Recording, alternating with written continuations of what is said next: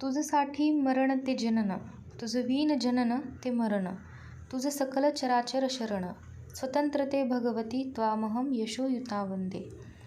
ह्या सावरकरांच्या ओळी अतिशय प्रेरणादायक आहेत.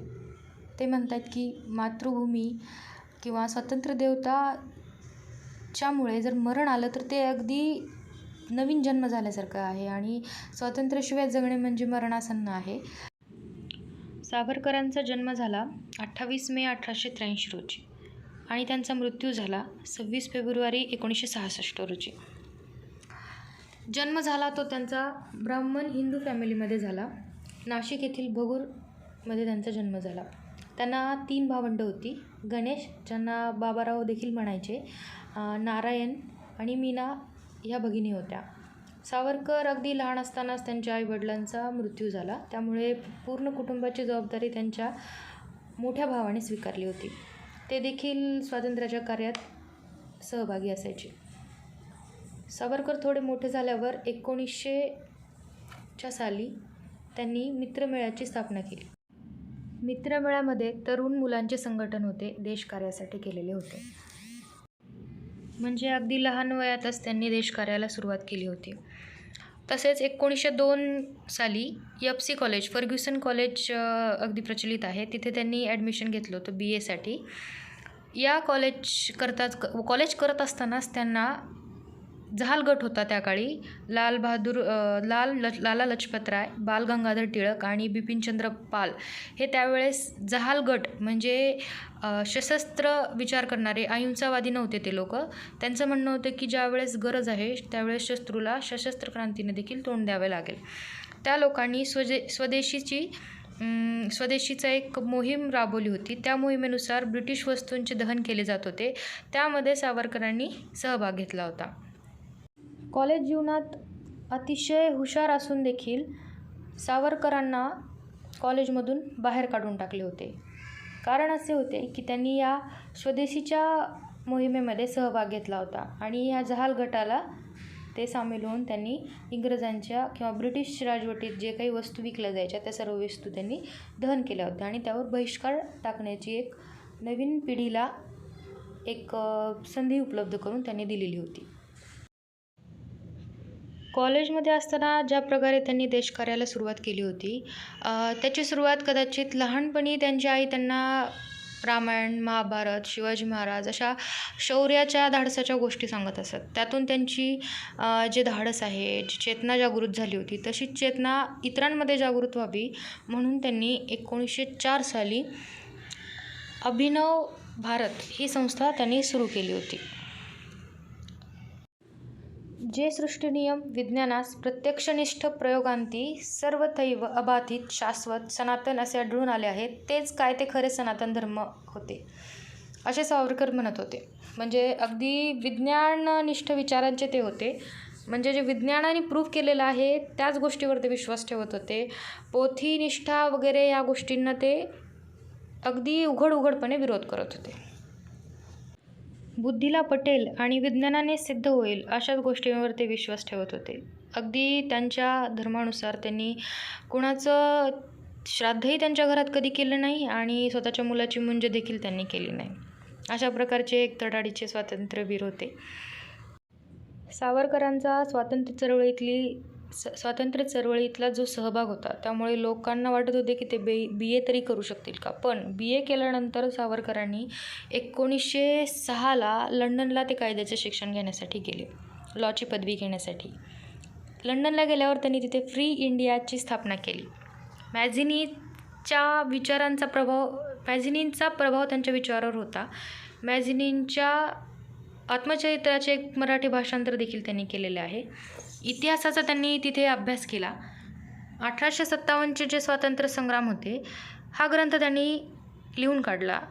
हा ग्रंथ त्यांनी 1909 साली लिहिला आणि त्यांनी त्या ग्रंथानुसार हे लोकांना पटवून दिले की हे छोटे मोठे बंड नव्हते, तर हे भारताचे पहिले इंग्रजाविरुद्धचे स्वातंत्र्य समर होते, हे युद्ध होते.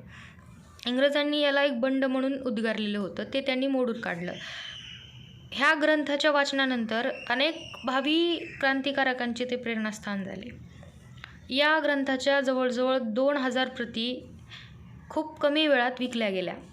पण त्या काळी अशा काही पद्धतीचे लेखन करण्यासाठी जे लोकांना स्वातंत्र्याबद्दल माहिती देतील किंवा इंग्रजाबद्दल भडकावतील अशा प्रकारचे लेखन करणे किंवा बोलणे इतके त्यावेळेस सहज सोपे नव्हते.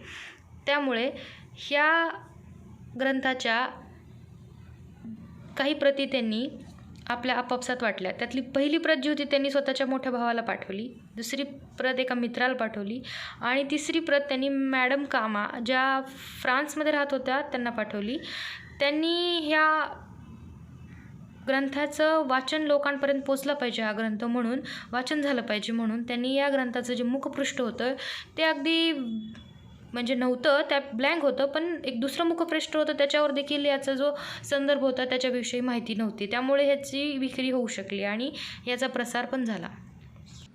साक्षात सरस्वती देवी त्यांच्या घरी नांदत होती असं आपण म्हणू शकतो किंवा असं म्हणतात ना, अशा प्रकारे त्यांची लेखन प्रतिभा होती. आधुनिक भारत युनायटेड नेशन्समध्ये शत्रुराष्ट्रांना जोडा दाखवू शकेल असं समर्थ राष्ट्र भारत झालं पाहिजे आणि तसं होण्यासाठी महाराष्ट्र हा भारताचा खडक हस्त झाला पाहिजे असं विनायक दामोदर सावरकर म्हणत होते. बघा त्यांची भाषाशैली किती परखड आहे. राजद्रोहाचा आरोप त्यांच्यावर झाला आणि त्यांना आजन्म कारावासाची शिक्षा झाली. 2 मे 1921 साली रत्नागिरीच्या जेलमध्ये त्यांना पाठवलं गेलं. त्यानंतर येरवाडा जेलमध्ये त्यांना शिफ्ट केलं गेलं आणि फायनली त्यांना 6 जानेवारी 1924 साली रत्नागिरीला ते सेटल झाले. पण काही रेस्ट्रिक्शन त्यांच्यावर होत्या, काही त्यांना अटी घातलेल्या होत्या की काय केलं पाहिजे, काय नाही केलं पाहिजे, अशा बऱ्याचशा अटी त्यांच्यावर होत्या. इहलोकातील सुखासाठी, कल्याणासाठी, हितासाठी मनुष्याला काही नियम पाळावे लागतात, मूल्य आचार पाळावे लागतात, त्याला धर्म म्हणतात असे ते म्हणायचे. याचाच अर्थ की ते पारंपरिक जो काही पोथीवर आधारलेला धर्मग्रंथांवर आधारलेला धर्माला मानत नव्हते. ते स्वतःचे एक विज्ञाननिष्ठ तत्त्वज्ञान होते, त्यानुसार ते आचरण करत होते. राजद्रोहाच्या आरोपाखाली त्यांना जी काळ्या पाण्याची शिक्षा झाली होती इंग्रजांकडून ती अतिशय हृदयद्रावक आहे. तर ती शिक्षा नेमकी कशी होती जी त्यांनी एका महान आत्म्याने जी भोगली आहे, तर त्यांच्याबद्दल आपण ती जाणून घेऊया की ही काय होती नेमकी. भारतीय कैद्यांना अंदमानला जाऊन ही शिक्षा भोगावी लागत असे. फक्त त्या कैद्यांना, ज्या कैद्यांनी जन्मठेपेची शिक्षा ज्यांना झालेली आहे ते कैद्यांना अंदमानला ठेवलं जात होतं. 572 बेटांचा समूह आहे हा. पोर्ट ब्लेअर ही अंदमानची राजधानी आहे. अंदमानची हवा अतिशय दमट आहे, त्यामुळे तिथलं वातावरण अतिशय रोगट आहे. त्यामुळे तिथं असणाऱ्या कैद्यांना खूप त्रास होत होता. स्किनचे जे काही त्रास होते ते त्यांना होत होते. अंदमानला जे जेल आहे त्या जेलला इंग्रजांनी सेल्युलर जेल असं नाव ठेवलं होतं, कारण त्या जेलमध्ये खूप सारे सेल्स होते. प्रत्येक कैद्यासाठी एक वेगळा सेल असायचा. याचं कारण असं होतं की जास्त करून तिथे जे भारताचे जे स्वातंत्र्य सैनिक आहेत त्यांना तिथे ठेवलं जायचं. आणि बऱ्याच वेळा असं झालेलं होतं की 4-5 स्वातंत्र्य सैनिकांना एका ठिकाणी ठेवलं की ते काही ना काहीतरी स्वातंत्र्य लढ्यामध्ये काहीतरी एक कट रचत होते इंग्रजाविरुद्ध. म्हणून त्यांचा एकमेकाशी संवाद नाही झाला पाहिजे या दृष्टिकोनातून त्यांना वेगवेगळ्या कोठड्यांमध्ये ठेवलं जायचं. एवढ्या भयानक शिक्षा त्यांना झालेली असताना देखील त्यांनी तिथे कमला काव्य लिहिलेलं आहे. तिथे त्यांना न पेन होता, न वही होती, न पुस्तक होतं, त्यांना काहीही साधन दिलेलं नव्हतं. पण साधन दिलेलं जरी नसलं तरी त्यांनी स्वतःची जे लेखणी कौशल्य आहे आणि जे त्यांचे विचार आहेत ते मांडण्याची त्यांची जी जिद्द होती, जी लेखनाची आवड होती ती त्यांनी पूर्ण केली. ती त्यांनी काय करत होते, एकतर त्यांनी भिंतीवर त्यांना जे आठवत आहे ते लेखन करत होते. काट्याच्या आधाराने ते भिंतीवर लिहित होते किंवा ओरखडून ते भिंतीवर लिहून त्या ओळी पाठ करून ठेवत होते. 11 वर्षानंतर जेव्हा त्यांची सुटका झाली त्यानंतर त्यांनी ते काव्य आठवून परत एकदा लिहून काढले. हे त्यांची अद्वितीय कौशल्य आहे.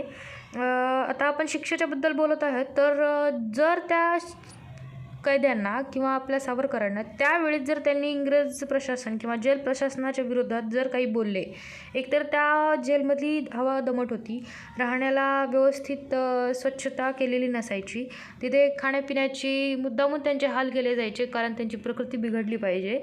आणि जर कधी त्यांच्या विरोधात बोललं गेलं तर त्यांना अतिशय क्रूर मानवी पद्धतीने मारलं जायचं. या ठिकाणी काळ्या पाण्याची शिक्षा असताना जे कैदी होते त्या सर्व कैद्यांना अक्षरशः प्राण्यांना बांधल्यासारखं बेड्यांनी बांधलं जायचं. घाण्याला जसं आपण बैलाला बांधून त्याला आपण फिरवतो आणि तेल काढायला लावतो बियांचं, त्या पद्धतीने माणसाला अशी प्रकारची भयानक शिक्षा दिली जायची. सावरकरांनी सगळी शिक्षा भोगलेली असताना दिवसभर राब कष्ट करून हातातून त्यांच्या अगदी रक्त निघत होतं.